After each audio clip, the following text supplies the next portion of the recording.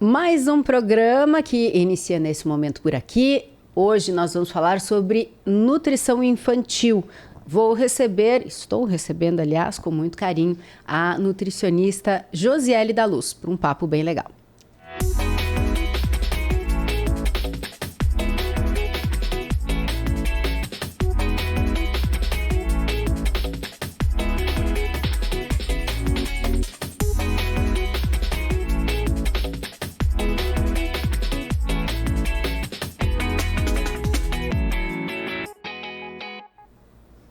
Muito bem, com a Josiele, eu na abertura do programa falei nutrição infantil, mas nós estamos hoje nos dedicando, né, Josi, como a gente, né, acaba falando há mais tempo, né?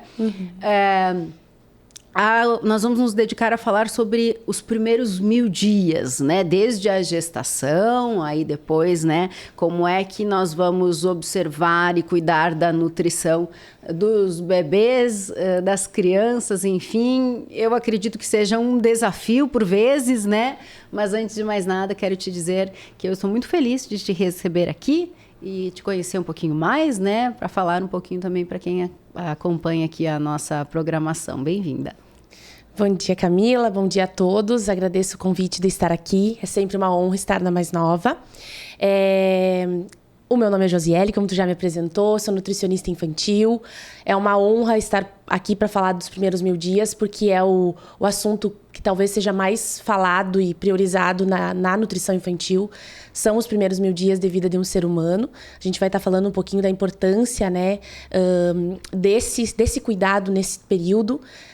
Ao longo aí, até mesmo ao longo da vida, né? Os resultados disso até mesmo ali a longo prazo. Eu sou péssima, né, com números, mas nós estamos falando aí dos primeiros 3 anos, mais ou menos, né? Isso, na verdade, por conceito, os primeiros 1000 dias de vida de um ser humano abrange o período gestacional, desde a concepção, somado ao primeiro ano de vida, mais o segundo ano. Então, seria da gestação até o segundo ano de vida. Somaria os primeiros 1000 dias de vida de um ser humano. Tá. Então, nós vamos incluir a gestação, né? Incluir a gestação. Isso que é o seu caso, aliás. Que é o meu caso. Tá bem pertinente para o momento. É verdade. Tá quase, inclusive, né? Quase. Josiele, então vamos iniciar aí falando do momento da gestação. O que é fundamental, assim, que nenhuma gestante pode ignorar. Primeiro, vou contextualizar a questão dos 1000 dias, né? Parece um assunto muito recente, mas, na verdade, esse olhar para os primeiros 1000 dias de vida da criança, de um ser humano, ele já é bem antigo. Em 1980 já começou-se a ter estudos, né, relacionando o que o bebê ali, o feto, vivenciasse na gestação com a mãe, através dos nutrientes, através até mesmo do ambiente que essa mãe estivesse inserida, das vivências em que ela estivesse ali vivendo, né? Por exemplo, relacionamento, se tinha rede de apoio ou não, se foi uma mãe que teve uma depressão ou não durante a gestação. Começou-se já lá atrás a se relacionar com o resultado na vida adulta. Então, David Baker, que é na verdade um epidemiologista, lá em 1980, ele já relacionou que o que a mãe vivesse durante o período gestacional, por exemplo, carências nutricionais importantes, propriamente dito, redução de calorias. Ele estudou muito, por exemplo, mulheres que tinham restrição calórica nesse período. Aumentava o risco dessa criança, desse bebê, ter doenças cardiovasculares, ter diabetes e até mesmo obesidade. Então, esse assunto ele é realmente muito já antigo. Tem um outro estudo muito legal que fizeram, um estudo holandês no tempo da guerra, lá em 1940, que foi até o que consolidou o estudo de David Baker. Que eles estudaram, né? As mulheres que tinham passado por aquele período de guerra, que tinham passado por uma fome extrema, então uma extrema restrição de nutrientes. E essas crianças que depois, né, eles estudaram lá na vida adulta, eles tinham mais chance de esquizofrenia, mais chance de doenças, mais chances de obesidade. E a gente traz hoje para o nosso universo atual, né? Os 1000 dias, o termo 1000 dias, ele começou a ser muito falado lá por volta de 2008, quando foi lançado, apresentado numa revista muito famosa da área da saúde, que é a The Lancet. E eles começaram a precisar encontrar formas de reduzir o que estava se agravando cada vez mais, que até hoje acontece, que são as doenças crônicas não transmissíveis. Então, hoje, todo mundo conhece alguém que tem hipertensão, que tem diabetes, né? Que tem hipercolesterolemia, obesidade, que é algo que não para de crescer. Então, por isso a importância de olhar, né, para essa criança, para essa mãe, ainda na gestação. E fora todo, não só o risco de aumento de doenças, mas também a questão afetiva, né? O quanto esse bebê está sendo desde a barriga acolhido, está num ambiente com a mãe calma, com a mãe tranquila, com a mãe acolhida. Então, isso também reflete lá na frente em questões como depressão, né? Toda essa questão do sistema nervoso central, questão emocional também, isso também vai refletir bastante. Então, a importância dos 1000 dias vem muito voltado para o controle de doenças, não só na infância, porque hoje, infelizmente, é uma realidade, as crianças estão cada vez mais doentes, com doenças que antes a gente via só na fase adulta, mas também pensando em diminuir essa incidência tão grande de doenças que a gente tem hoje, né? Sabe que eu fico pensando, quem está nos assistindo, que se fez a mesma... Se teve o mesmo pensamento que o meu, assim. Será que como é que foi a gestação, né? Como é que a minha mãe... Eu não tenho nem mais ela, infelizmente, para que ela me conte, né? Mas eu acho que a gente acaba se perguntando, né? Como é que foi a gestação da minha mãe, né? Por que será que tem algumas coisas aí acontecendo, Exatamente. Né? E tem muita relação. Eu fiz muito essa pergunta. Quando eu comecei a estudar a área infantil, eu comecei a pensar, como será que foi a gestação da minha mãe? Como será que foi a amamentação?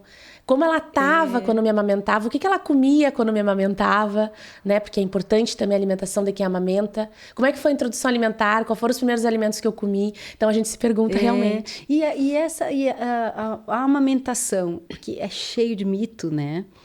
Muitos mitos, mas ao mesmo tempo... eu acredito que existe aí, inclusive, uma dieta, como você acabou de falar, que é mais adequada, vamos dizer assim, para quem está alimentando. Embora eu acho que é uma dieta para cada pessoa, né? Não dá para a gente dizer, a dieta pode ser a mesma para mim e para você, né? Acho que muda. Mas também nesse período, né? Durante a gestação, um acompanhamento com um nutricionista é fundamental. Fundamental. E logo depois, em razão da amamentação, como é que é? Muda? É preciso mudar? Muda. Mantemos muito parecido com a gestação, né? Alimentação rica em saladas, em vegetais, né? Em vegetal, aqui uma parêntese, não só alface e tomate, mas a rúcula, o brócolis, o espinafre, a mandioca, a mandioquinha, enfim, os alimentos que a natureza nos dá. Então, uma alimentação rica em um colorido legal, sementes oleaginosas, né?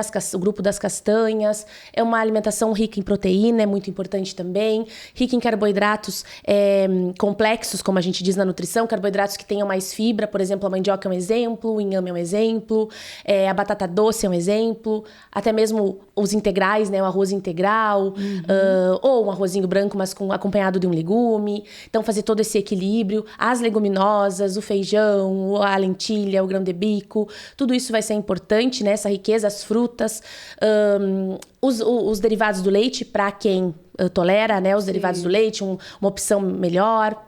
Um leite de mais fácil digestibilidade, que hoje a gente tem no mercado, é o leite A2. Tem leites bem legais, né? Para quem tem intolerância, tem os leites também específicos para isso. Tem os queijinhos de boa qualidade, eu gosto muito do cottage. Enfim, a gente tem uma série de alimentos de verdade que a gente consegue estar incluindo na alimentação dessa gestante. Na amamentação, a alimentação vai ser muito parecida, porque ela precisa ter riqueza de nutrientes.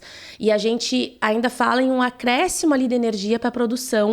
Energia seria um acréscimo de caloria mesmo para a produção do leite, né? Fora isso, a boa hidratação. Na amamentação na gestação também, mas na amamentação é extremamente importante que essa mãe consuma muita água, inclusive para aumentar a produção de leite. E algo que não entra na nutrição, mas a rede de apoio, né, Camila? As mulheres, elas precisam ser acolhidas, seja por uma amiga, seja pelo esposo. As mulheres que engravidaram e por algum motivo não têm o companheiro ao lado, elas precisam ser acolhidas, porque é uma fase de vulnerabilidade. o puerpério, né? O começo, principalmente, ali, os primeiros dias com a criança. Se for o primeiro, mais ainda, porque é muito novo tudo, né? Então, como é que eu vou dizer para uma mãe que ela tem que comer o colorido se ela está recém entendendo o processo do que é ser mãe?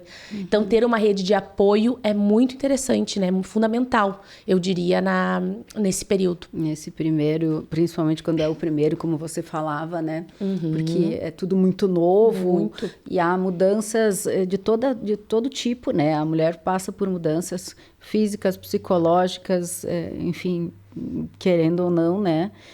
Realmente a cabeça da gente, às vezes, né, requer aí um acolhimento diferente, sem dúvida nenhuma. A cabeça e o coração e tudo. Exatamente. Né? Exatamente. Bem, Josiele, certo, amamentando, infelizmente, às vezes não é possível de nenhum jeito, né? A mulher que não amamenta com o leite, né? Hoje, quais são os caminhos, quais são os produtos que existem no mercado que são capazes de substituir esse leite? Como é que também quem está aí nos acompanhando e pensa, nossa, eu não consegui amamentar, nem tudo está perdido? Nem tudo está perdido, né? Vale ressaltar que infelizmente algumas situações fazem com que nós não consigamos amamentar, isso é um fato, mas de novo falando da rede de apoio, né? O que eu percebo muito hoje na parte da amamentação é que as mulheres, elas não têm um estímulo muito, até mesmo de quem está ao lado, familiares, para amamentar. Porque às vezes é mais fácil o outro caminho. Amamentar, no começo, gera dor, não é para gerar. A gente precisa de um ponto de atenção se tiver muita dor, para ver se o bebê tá pegando bem, para ter um olhar mais a fundo. Será que não tem alguma coisa limitando esse bebê de amamentar certo e isso tá machucando o seio? Então, tem que ter essa rede de apoio para, esgotamos as alternativas, realmente não deu, né? Por que eu reforço a amamentação e volto na amamentação? Porque é muito importante para esses primeiros 1000 dias, para a construção desse ser humano lá na vida adulta, é a amamentação. Inclusive, tem um estudo muito legal de alguém bem pertinho de nós, o Dr. César Victora. Ele é um epidemiologista aqui de Pelotas.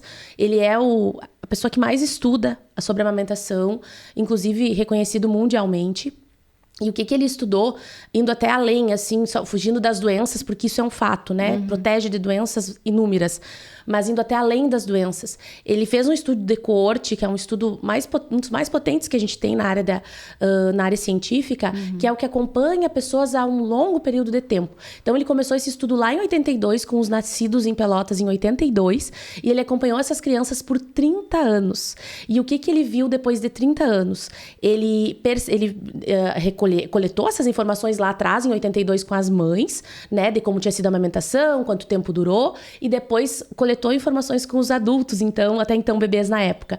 E ele percebeu que crianças que foram amamentadas até 1 ano de idade ou mais, elas tiveram maior renda mensal, maior escolaridade, por consequência, maior renda mensal, né? E tiveram menor chance de doenças. Então, indo muito além disso, uma criança que consegue ser amamentada, claro que a gente sabe que ao longo da vida existem inúmeros fatores que vão contribuir para a escolaridade ou não. E um QI mais alto também. Esse estudo também avaliou o QI das crianças. Que o QI, a inteligência, né, das crianças era muito maior na vida adulta para os que foram amamentados. Uma coisa leva a outra, né? Tenho mais QI, tenho mais inteligência, tenho mais escolaridade, mais nível educacional e tenho mais renda por consequência disso. Então, a gente pensa muito também, quando fala em 1000 dias, na economia, né? Tem muitos economistas que estudam os 1000 dias não pensando na parte das doenças, da nutrição, mas inclusive na parte do desenvolvimento econômico dos países. Então, foi reforçando a importância da alimentação. Mas beleza, não conseguimos, seja porque teve alguma intercorrência, seja por qualquer outra questão pessoal. A gente tem sim, graças a Deus, eu sempre falo isso em consultório, que bom que temos as fórmulas infantis, elas salvam crianças, ela é o que mais se aproxima do leite materno, ela nunca vai bater o leite materno, porque ela não vai ter os anticorpos que o leite materno tem. E uma coisa, né, Camila, ela não vai ter a conexão ali, como a gente diz, do binômio mãe-bebê, né? Não que uma mãe não possa amar e ter uma conexão ao dar a mamadeira, bem pelo contrário. Pois nossa, eu acho que é importante pensar nisso, porque, né? É importante porque a gente sabe que tem, claro. Então, que isso não se transforme num trauma, num trauma, não. Ruim. E sem culpas, né? Porque eu brinco assim, que nasce a mãe, nasce a culpa. sem culpas. Eu, por exemplo, não vou entrar na minha história com a amamentação do meu primeiro filho, porque eu iria longe. Mas eu consegui amamentar, consegui ir exclusivo até só leite materno até os 5 meses, mas a minha ideia não era essa, a fórmula entrou antes dos 6 meses, que não é o indicado, e por muito tempo eu me culpei, mas era o que eu tinha no momento, foi o que eu consegui. E tem mães que não vão conseguir amamentar e vai ser o que elas têm no momento. Para essas mães que não conseguem, eu não costumo orientar marcas, porque existem inúmeras e não gosto de vincular a marca, mas eu gosto muito de priorizar fórmulas infantis que sejam hidrolisadas. O que é isso? Que a proteína seja mais quebrada, falando um português mais claro, para que esse bebê consiga digerir melhor essa proteína desse leite, ou extensamente hidrolisadas, que aí a gente usa mais nos casos, por exemplo, aquela criança que já tem um histórico de pais alérgicos tanto alimentares quanto pais que, por exemplo, têm muita rinite, muita alergia, por exemplo, à mudança de temperatura, um perfil mais alérgico, dermatites. Então, eu gosto de priorizar fórmulas que tenham uma proteína mais extensamente hidrolisada. E claro que a gente tem, né? Se a gente tem um bebê ali que já começou a apresentar sinais e sintomas, e isso o pediatra também vai ver muito bem, de alergia alimentar, assaduras que não passam, vômito, choro excessivo, o bebê chora, mas é um choro excessivo, é um choro de dor, a cólica não passa, tem assadura que não passa, tem vários pontos que a gente liga a anteninha, opa, será que não está reagindo à proteína do leite? Né? Exato. Aí a gente também tem as outras opções, que são fórmulas que são sem a proteína, sem o soro do leite, né? São proteínas que são de origem vegetal. Mas aí até o próprio... Porque pelo que eu vejo até nas suas postagens, né? A nutrição, e me parece que esse é um foco bem interessante. A nutrição não é só o alimento, né? Mas é como você prepara e como você ingere, né? Como você, né, engloba tudo, né? Porque, por exemplo, se a mãe não consegue amamentar, com a mamadeira também, né? Existe aí uma forma Com certeza, até porque amamentei ao seio. Tô com meu filho no seio, mas tô com o celular na mão, desconectada do momento, né? Então, tá com a mamadeira, se conecta. Como se estivesse vivendo aquele momento amamentando. Só que com outro meio, né? Porque a gente precisa nutrir essa criança. Até porque tem crianças que vão nascer, por exemplo, prematuras ou com baixo peso, que vão precisar do complemento mesmo que tenha o seio.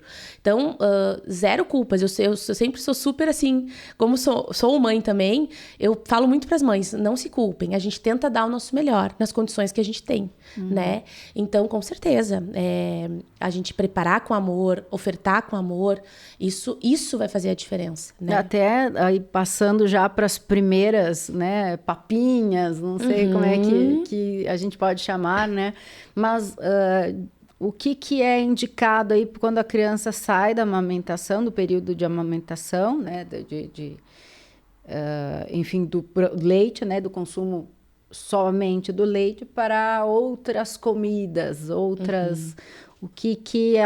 qual é a primeira papinha que a criança deveria comer?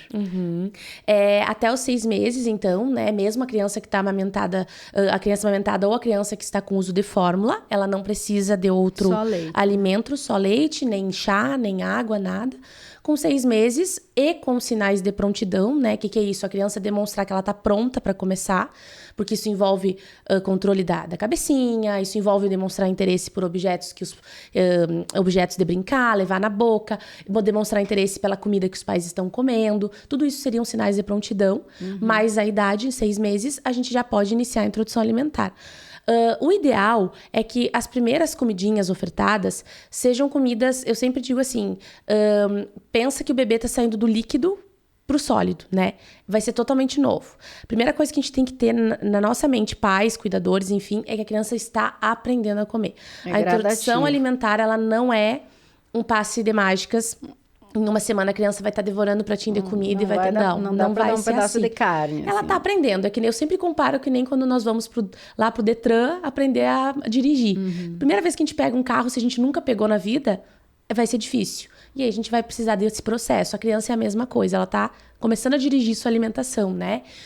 Mas pensando que ela está indo do líquido para o sólido, pensar em alimentos que sejam mais fáceis dela conduzir, né? Se a mãe optar por pedaços, adequar o corte, adequar a textura, né? Para que a criança consiga lidar. Por exemplo, maçã é um dos alimentos mais fáceis de gerar um engasgo. Porque ela é dura, ela tem casca. Talvez se for começar por fruta, né? Pela banana ou pelo mamão, seria mais interessante, porque seria mais... amassar também, e isso, né? Dá também, é método tradicional. Eu gosto muito de ensinar o método que a gente chama de alimentação participativa, onde a criança, ela guia o processo da alimentação dela, ela até come com as mãozinhas, por exemplo, um brócolis, a carninha, no corte certo, né? Adequado, mas ela também é alimentada com a colher, porque aí entra a questão que tu falou. Lá detrás da amamentação. Se a gente está conectado com a criança e permitindo que ela seja ativa nesse processo, a gente está ali naquele momento, o comer com as mãos, que às vezes apavora os pais, né? Ai, mas vai engasgar. Se a gente está ali, ofereceu no corte certo, na textura certa, e está conectado e atento aos sinais da criança, ela vai lidar melhor quando ela se alimenta do que quando a gente alimenta ela. Então, respeitar. Mas se for alimentar, se for alimentar permitindo que a criança demonstre interesse, ela vem... De alguma forma participe. Ela vem na colher, né? Não é a colher que enfiou uma lá, né? Desculpa o palavreado, mas é bem isso. Enfiou na boquinha, e aí a criança engoliu, já vai outra, e a criança nem lidou com aquilo, e daqui a pouco ela tá associando esse momento até com um momento negativo, né? Porque ela nem... Imagina, ela nem conhece os alimentos. E de repente... Ou ensina... Sabe o aviãozinho? Olha o aviãozinho, faz a criança rir. Quando a criança riu... Pá, uma colher na boca que ela nem esperava. Talvez ela faça uma sinapse nervosa. Deus, me assustou agora. Me coloquei no lugar da... E talvez foi como fomos alimentados, viu? Eu acho que sim. Eu acho que sim. Porque é o cultural. É cultural. Porque não é uma coisa que a gente faz por mal. A gente faz, às vezes, até na pressa do adulto, né? E aí a gente coloca lá aquela colher, olha o aviãozinho, ela nem esperava aquela colher. De repente, talvez ela faça uma sinapse nervosa, uma conexão neuronal de que eu não posso sorrir, porque se eu sorrir vai vir uma colher na minha boca. Então é muito profundo isso, né? Mas voltando à questão dos alimentos ideais, se for pro fruta, né, umas frutas mais macias, de mais fácil digestão e até de lidar ali na boquinha, né? Porque a criança, quando tá no início, ela faz o amassamento. Ela faz assim com a boquinha. Ela não consegue lateralizar, porque a gente, para comer, a gente joga alimento para um lado, para o outro, empurra. Isso ela ainda não faz. Ela tá aprendendo. Então, por isso que o alimento precisa ser mais fácil. Se começar por legume, que é outra dica que eu dou, gosto muito do começo por legumes, por tubérculos. Por exemplo, começar com uma batatinha, com um inhame, com uma batata doce. Por quê?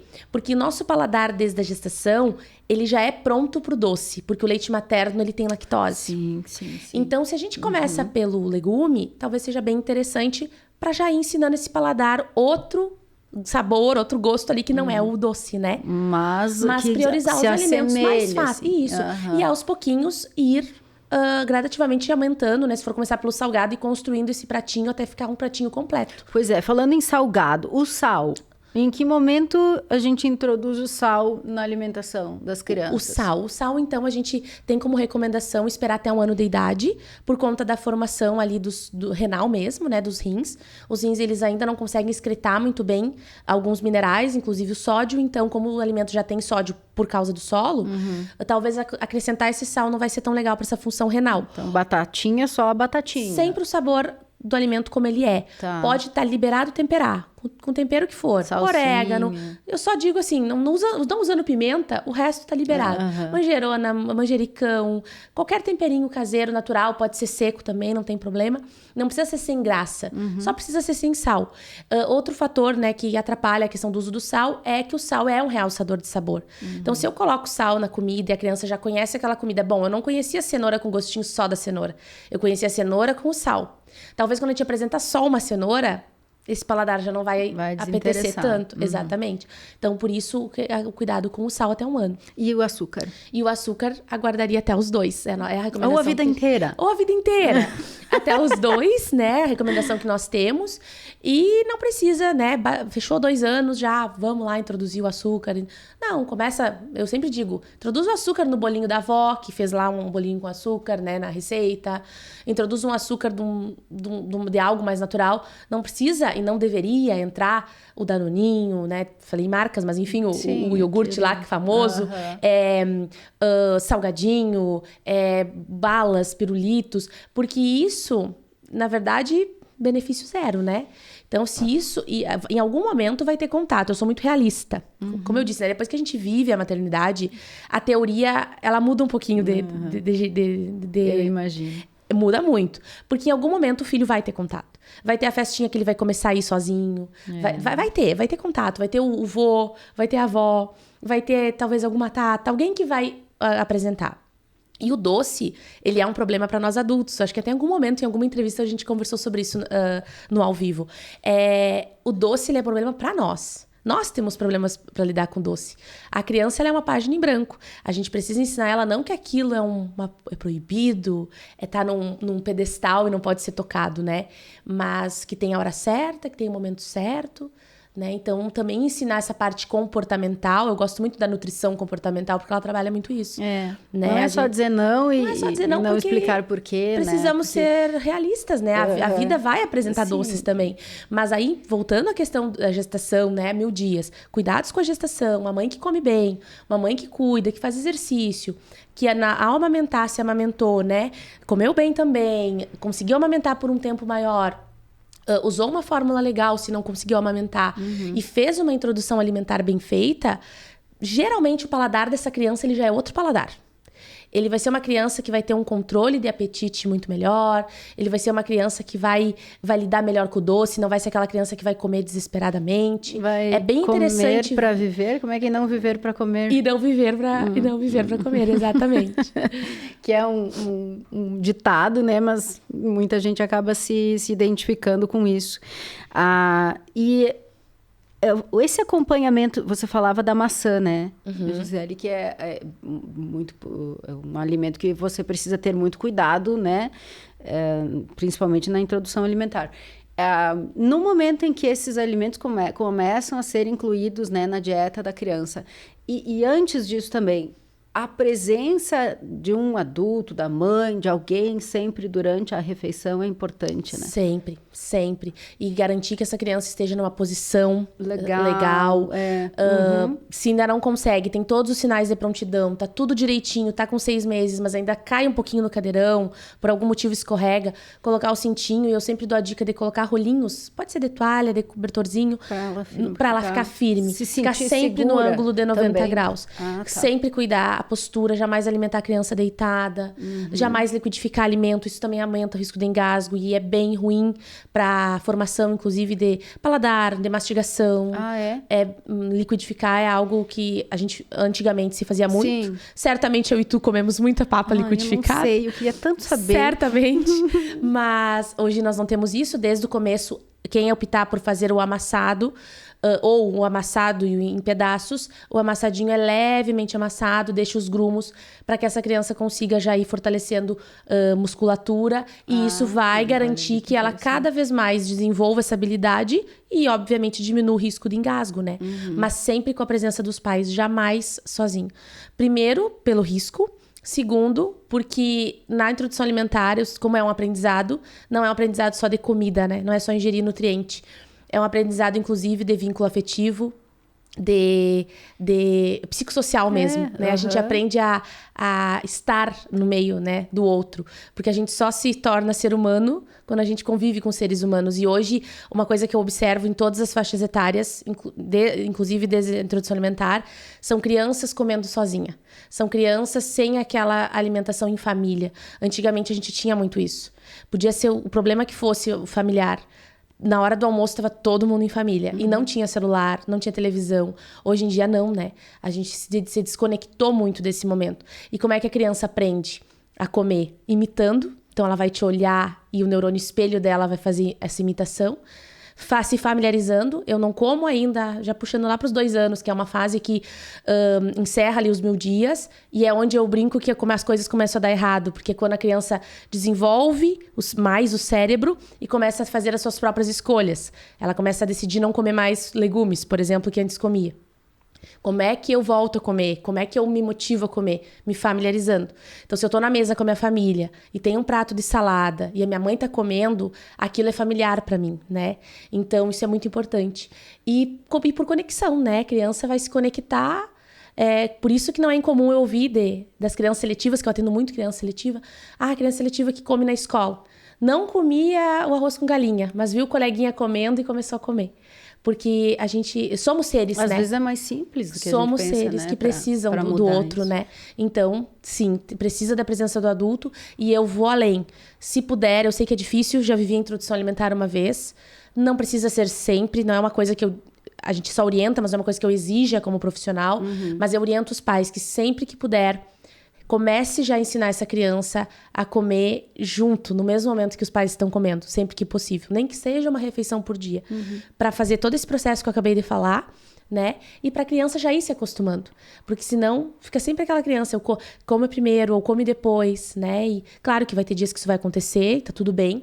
Mas já ir estabelecendo essas regras familiares, essa rotina familiar e alimentar, eu acho muito interessante. E se lá eu vou voltar um pouquinho, tá? Tá. Percebe que eu tô tentando ir Mas é uma construção cronologicamente, mas só voltar um pouquinho aí. Nessas primeiras... A banana amassada, né? Aí a criança não gosta. Ela não quer. Tem criança que até faz... né? Não consegue, não devemos forçar.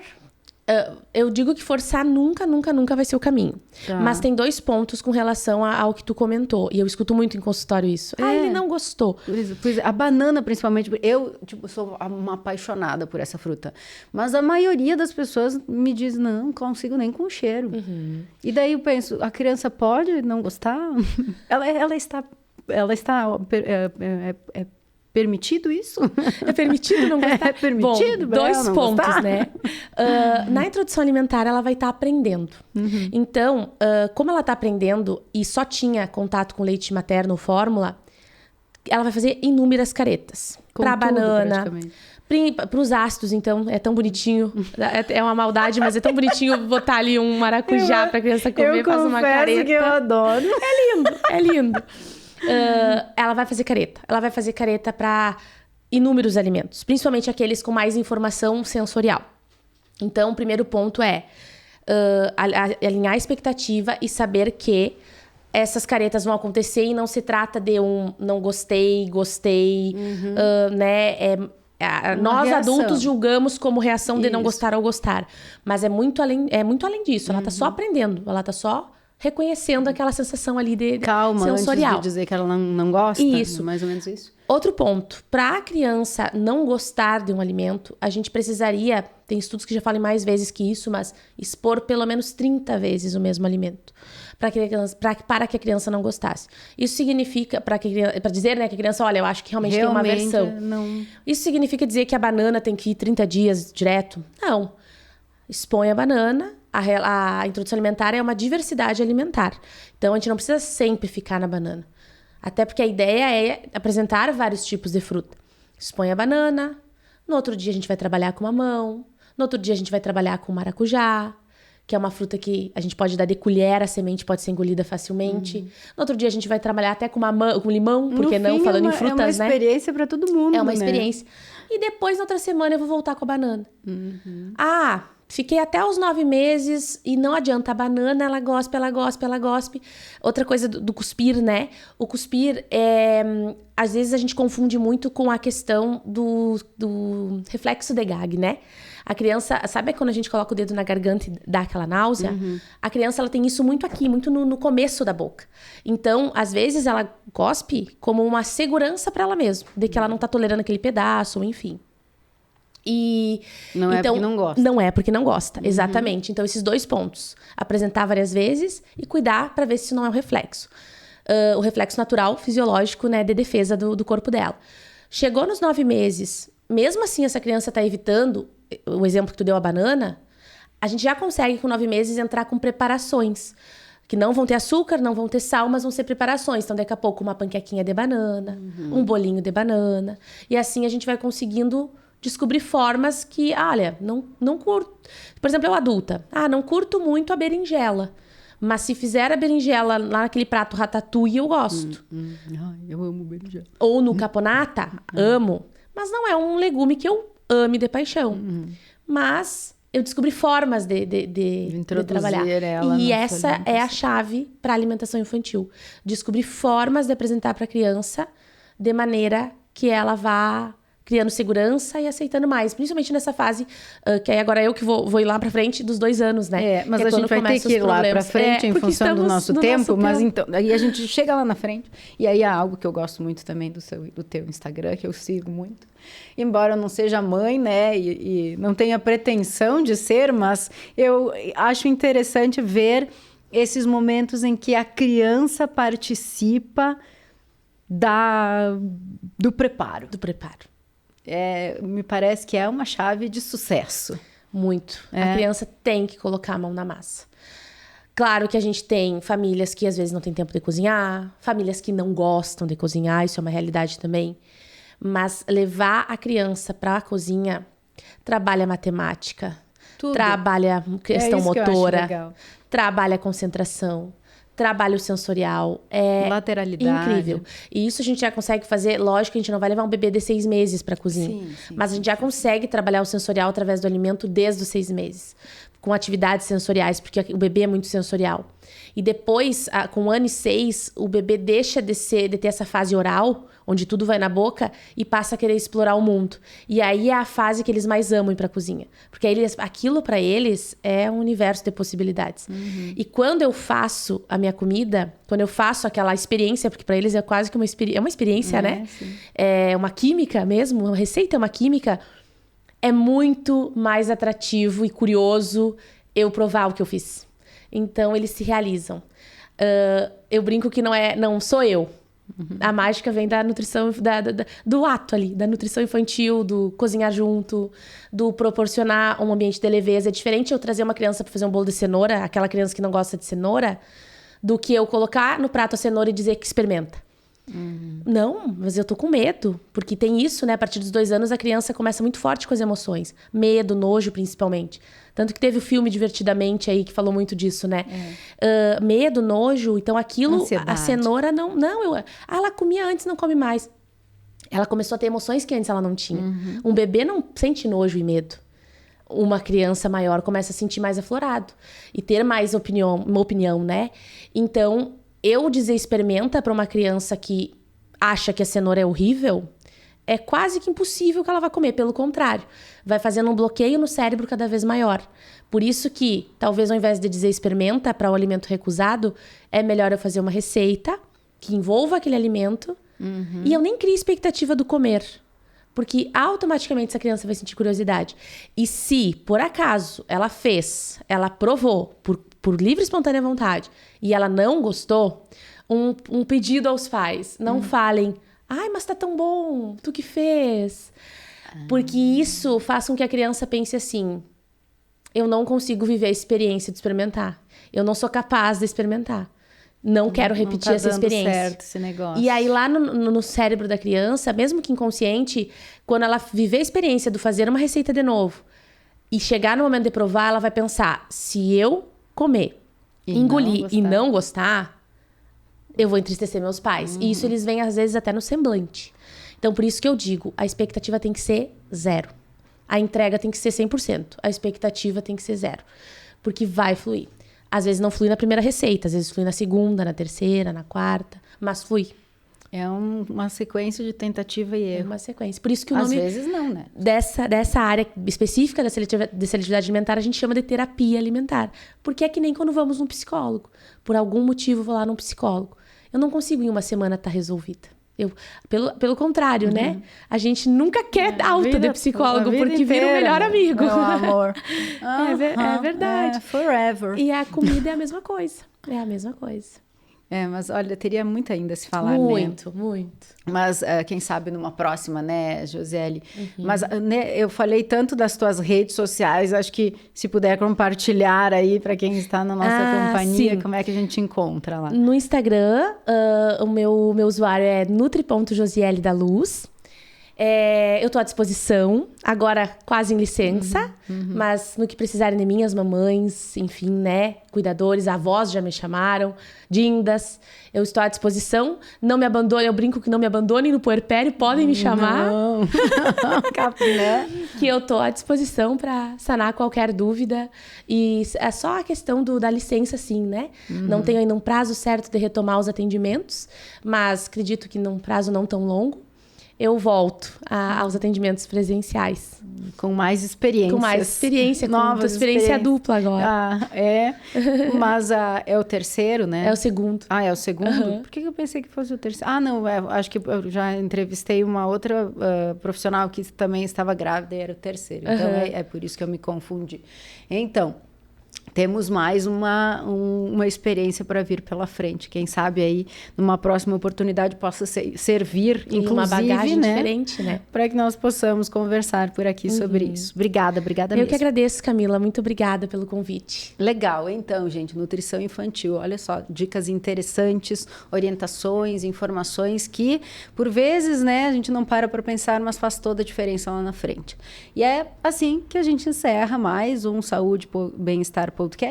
Semana que vem estaremos por aqui novamente.